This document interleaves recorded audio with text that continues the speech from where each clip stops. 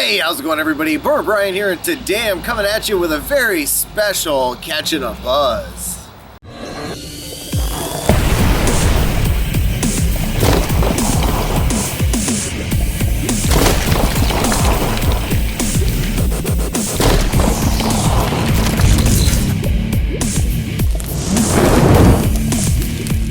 So today's video is special because this is my first actual brewed beer. I mean, it's not the 5-gallon brew that I'm really anticipating. I actually just bottled that batch up today. It smelled good. I took a little sample, tasted it. It tasted good. Gravity came out fine. So now it's going to spend 3 weeks in the bottle before it'll be ready to review. I look forward to trying that one for all of you guys. But these beers actually came from a 1-gallon kit that I bought from my work. And, you know, I just wanted to give it a shot to see what kind of beer I could produce from that. And, you know, I gotta say, you're not gonna get my raw reaction because I just had a friend that came over and we sat here and we tried one. It wasn't supposed to be open until tomorrow, but since I hadn't seen my friend in a while and he stopped by, I was like, all right, we're gonna break out, you know, and try a couple of these. And he compared it to one of my favorite beers of all time, Stump Knocker, and said it was almost a little better tasting. But anyway, basically this beer I started brewing on December 18th of 2014. And I bottled this beer on the 31st of December. So, you know, it was supposed to be, again, sampled tomorrow. That would have given it 2 weeks bottle condition. I decided to go ahead and give it a shot today. So, enough with rattling on with this. Let's go ahead and give this one a shot. Again, this was supposed to be a pale ale that came in at 5.4% per volume, I believe. And this was just a simple 1-gallon kit that anybody could buy. But first, let's check out the carbonation on this. Now, that's some beautiful carbonation. Look at that. Man. All right.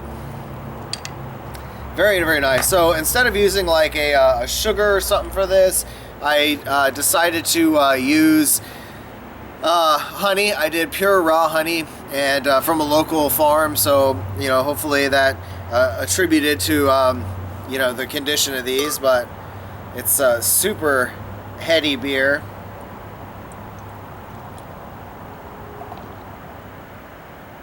Look at that. Not too bad for a 1-gallon beer kit. It's got beautiful foam on it. Carbonation is going crazy. It's got a nice typical pale ale color to it. Just again, the carbonation is beautiful. It's going crazy in there.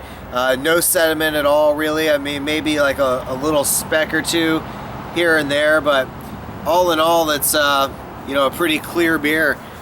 All right. And yeah, on the smell, you've got your typical pale ale smell. I'm definitely getting a really hoppy aroma coming through. It's really nice. And let's give it a taste.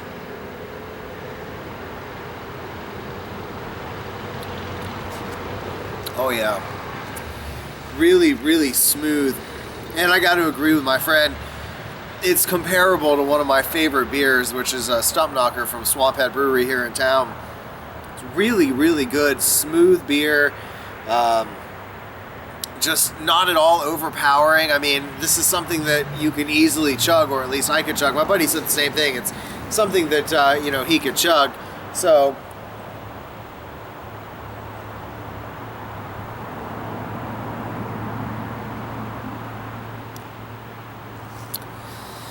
there's nothing like enjoying the fruits of your labor.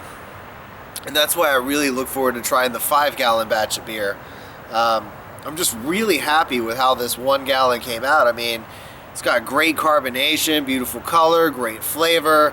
And this was just all from, you know, mostly pre-packaged stuff that had been sitting around. You know, the hops that I used in my 5-gallon batch were good quality, fresh hops. The grains were fresh. Everything was much better quality. So I'm really looking forward to trying those, and hopefully they came out, you know, smashing. I just can't wait for 3 weeks now. I'm going to be sharing some with some friends. Be sure and look forward to, what is it in, here shortly. A friend of mine is sending me a Reaper beer. Actually met this guy on one of the most amazing homebrew groups I've ever found on, excuse me, on Facebook. It's just, it was a really, really cool group. There's like 25,000 people. They're all very, very active. So if you're trying to become, you know, a home brewer, you want to learn more about it, the guys are really amazing. Everybody's so helpful. Everyone has a great sense of humor. I'll try to throw a link down in the description, so if you feel like getting into home brewing, you want to check out some questions other people have and things like that, check it out. It's a real friendly group of people. But I met this guy through that group, and he actually brewed a Reaper beer. So it's a Reaper Saison, and I'm really looking forward to trying this one. So stay tuned for that. That's going to be coming up soon. And I believe this weekend, today is, Tuesday the 13th. So I believe sometime between now and the end of the weekend, I'm thinking over the weekend, there's going to be a challenge video posted up between me and Simon and Kaylee from over the Devonshire Idiots over in the UK. It's going to be a whole lot of fun. I can tell you that I've already done the challenge, and she's already done it as well. It was really, really rough. I'm not going to give you any hints. I don't want you to know what happened, whether win, lose, but and what the challenge is. But it was pretty rough. So hopefully you guys are going to enjoy. Anyway, let me go ahead and take another sip of this beer.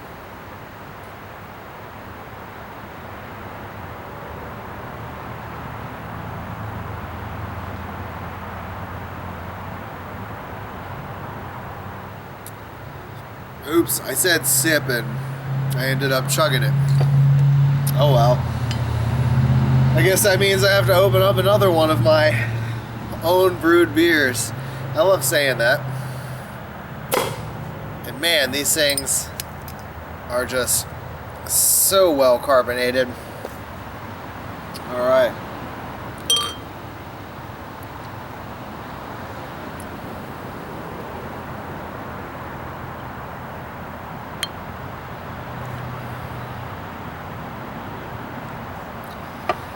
Wow. Yeah, I mean, man, this is kind of like, I don't know, for me, this is the joy that I get out of cooking. It's the reason why I got into cooking wasn't so I could eat free food or so I could learn how to cook even or whatever. I mean, I guess it was to learn how to cook ultimately, but I mean, to me, the greatest joy was hearing the feedback from people that I fed, and it's even better, you know, when you're with family and friends, of course, and you're able to cook for them and they really enjoy the meals and stuff that you've given them. There's nothing like a home-cooked meal. There's that old saying that there's love in the meal. There most definitely is.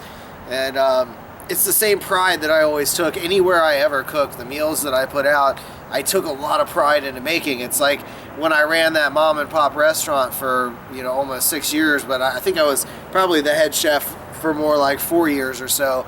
But I got to make my own special every Thursday and Saturday, and I had regular customers that came in just to get my special every Thursday and Saturday, and you know, it was really fun. I mean, I didn't have any corporate restrictions. Like I say, it was a mom and pop place, so literally I could spend time looking up recipes and could just do whatever I wanted and order whatever I wanted, and customers seemed to always, you know, really dig my specials. And to me, that was the greatest thing, was getting the feedback from people and knowing that they, you know, enjoy what you do. And you know, and when I cook a meal, I'm so satisfied with the taste and the time that I spent putting into it. It's the same thing with this. I mean, you know, the time that I spent brewing this, and then the patience to sit and wait while you go through the whole process, change it out, you know, bottle it, and then wait for it to condition. It's, you know, you got to take a little pride and joy in your work and what you do. And man, I am really impressed. I am really, really impressed.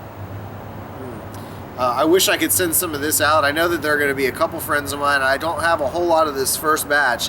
This first batch is kind of already kind of promised away to a lot of close friends. But in time, I do have, when I'm brewing some of these future batches, I will be, you know, willing to send one or two out to some friends of mine out there to let you guys try them and see what you think. And hopefully I can get you to make a video and tell me, you know, on video what you think of these beers, because hopefully I could get into this. It would be really cool if I could kind of hone my skills a little bit at home and maybe work my way in. Again, I've got friends in breweries here. It would be awesome if I could work my way in somehow and get in and work with a brewery and get out of the job that I'm in and do something that I actually would really enjoy. And you know, because I am, like I say, passionate about beer. This is something I like a lot. But anyway,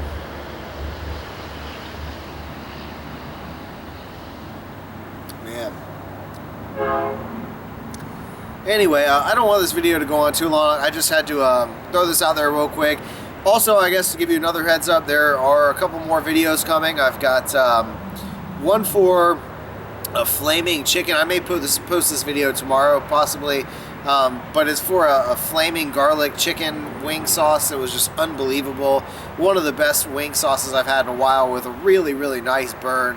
So I'll have that one coming up soon. I've just gotten a couple sauces from the lovely ladies, or main lady over at Chicks and Salsa, Amber Booten. She's or Button. She's going to be she sent me out 2 of her sauces, and I think I'm going to be doing a Burt Bryant's Kitchen episode where I'm going to show you guys how to make a chicken parm and maybe some kind of creative thing you can do with it instead of just eating it in the traditional Italian way. You know, that'll be using her sauce as a substitute, since it's a tomato-based sauce. I'll probably use her sauce as a substitute, or maybe mix with a small amount of marinara or something that has like a low flavor changer, and you know, just kind of see if I can whip something up with that. But of course, I'll be doing the standard review for them as well. I also got a few other hot sauces coming in. I actually have some jerky coming to me, which is nice. It's been a while since I've done a Munchies episode, so I'll have some jerky coming from Green Light, I believe, jerky company in California. I've heard a lot of really good things about it, so I look forward to trying it. Yeah.